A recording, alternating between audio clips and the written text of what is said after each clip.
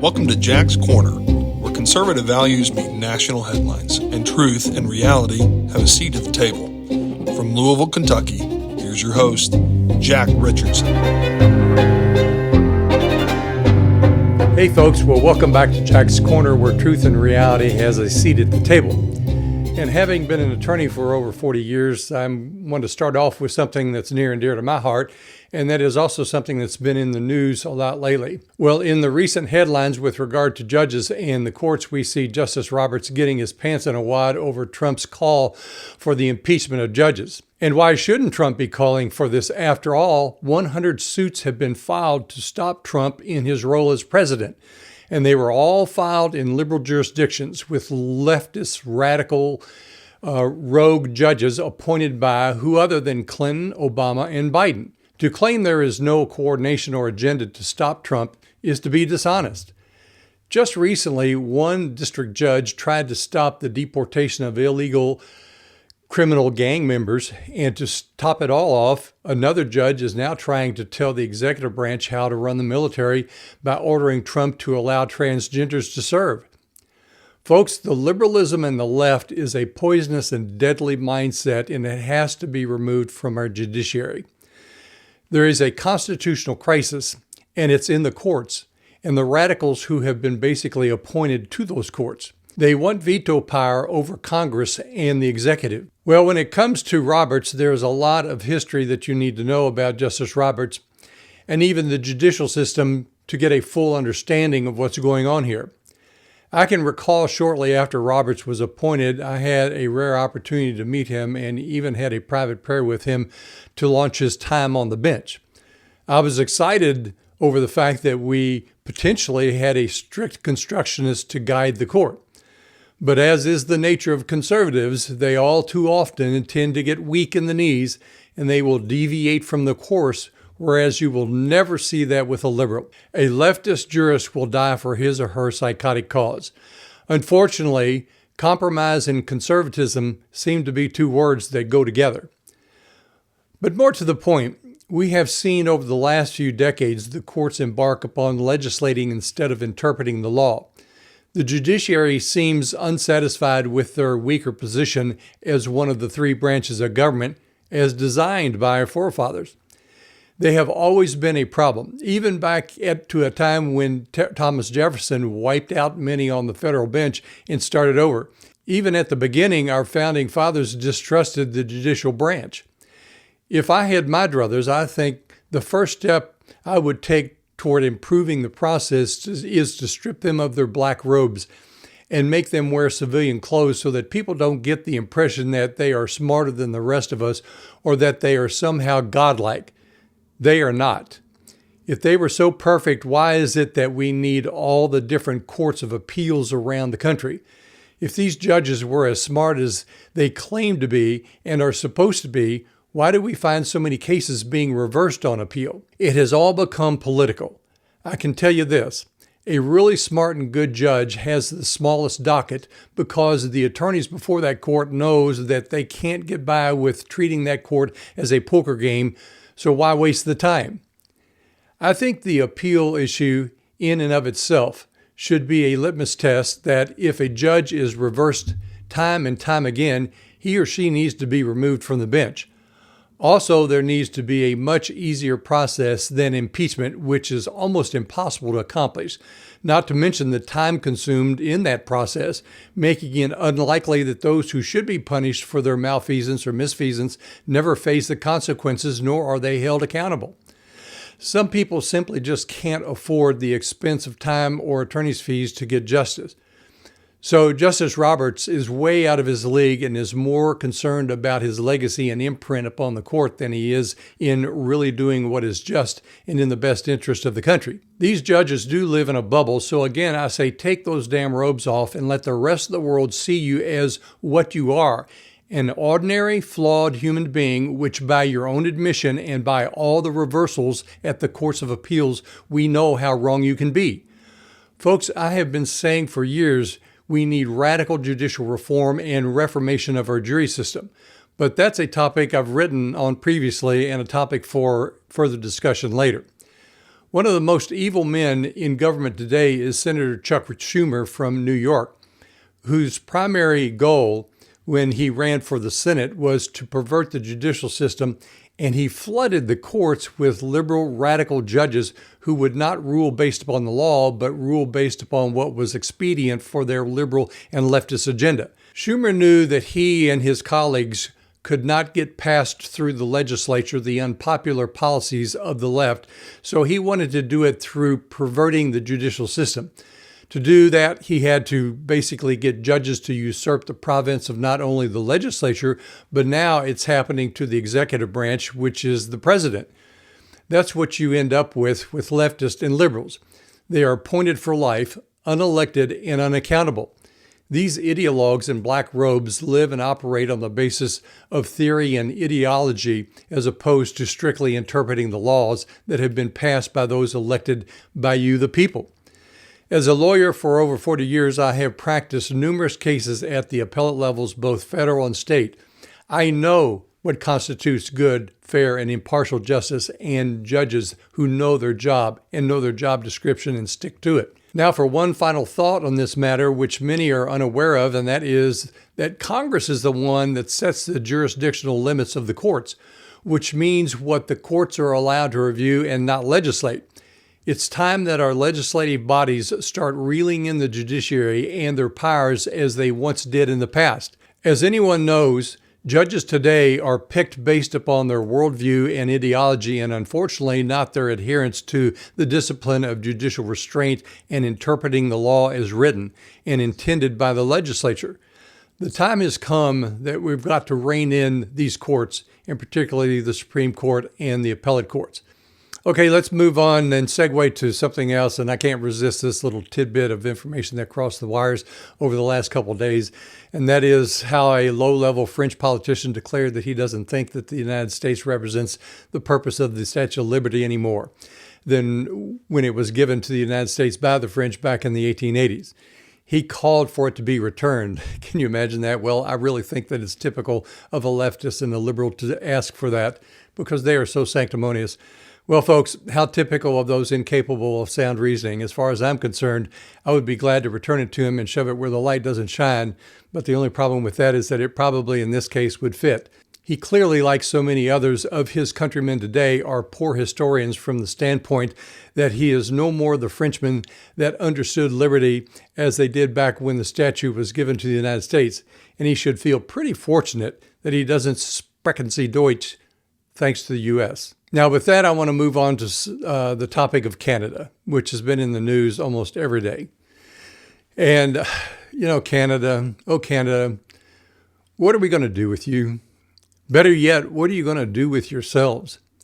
You haven't really had your own governing autonomy all that long, 1931 to be exact. And in that period of time, you have those French speakers in Quebec who want to split away and is always making noise. They're always making noise. I think they've tried twice to split away. Then you have the indigenous groups that really don't identify as Canadians. Then we have the conservatives in Alberta, Saskatchewan, and the Northwest Territories. And no one's surprised with British Columbia, who's basically an ideological carbon copy of California. They have more in common with Asia than they do America, as nearly 30% are Asian. So again, the question is, who are you and what are you going to do with yourselves other than puff up your chest and get offended when people like Donald Trump remind you that not even you know who you are, nor do you realize the trouble that you're in? Now, shame on me because I have underestimated President Trump once again. When am I going to learn? He truly is a genius. When he says the things he says, even in the bombastic ways he does, you can count on the fact that before he entered the chess game of words, he's already planned his moves way ahead of time. And in the Canadian situation, he did. No one really wants Canada, and not even Trump wants it as a 51st state, because it would be like making another California. It is a carbon copy of California. And it would be superimposing California upon this country. It would give us 2 more radical and leftist senators, and nearly 50 leftist House members. And that would be the end of America, democracy, and freedom. The genius behind what Trump has done is that he has started a discussion that many on the left in Canada and the United States don't want to have. And why is that? Because Canada is in near financial collapse. It does not have a common identity, as does the United States, and is becoming more and more unstable, the levels to which most don't even know, not even Canadians. Its liberal and leftist government has spun it into bankruptcy on all the failed social policies. At the same time, it was eliminating many democratic principles and freedoms such as free speech and freedom of religion.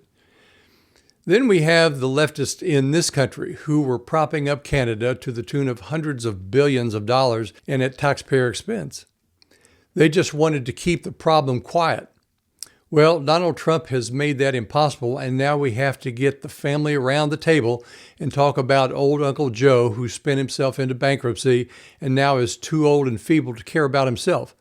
So what are we going to do with this problem with old Uncle Joe, who has a property line that abuts ours to the tune of 5,500 miles long?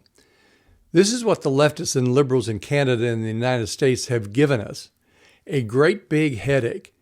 It took someone with the courage like President Trump to bring it up. Folks, we are $37 trillion in debt and can no longer afford to prop up the world because of their bad economic decisions. And Trump truly is looking out for the American people and telling Canada, we're not going to let you soak us for the billions and billions that you have been with your tariffs on American goods. So the next time you hear an American liberal or leftist cry about how unfair Trump is to the Canadians, just remember you're paying for it. And Trump has been the only one to stand up for your interest. Now, I have a question that I want to ask basically of Democrats or of Democrats who have voted and elected Democrats.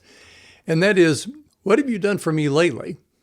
That's a good question to ask the Democrats, but an even better question for those who are Democrat to ask of the Democrats they've elected. In fact, when I ask people of that persuasion to tell me what benefit they've received from the Democrat Party, I'm met with silence, followed by some desperate gravitation to repeating the hateful slogans that Democrats use in their name-calling of Republicans. After all, the Democrats have to divert from the bankruptcy of their own reasoning and their own reason for being. Truly, most can't think of anything unique about the Democrats other than their sexual perversity and penchant for calling anyone who disagrees with them names.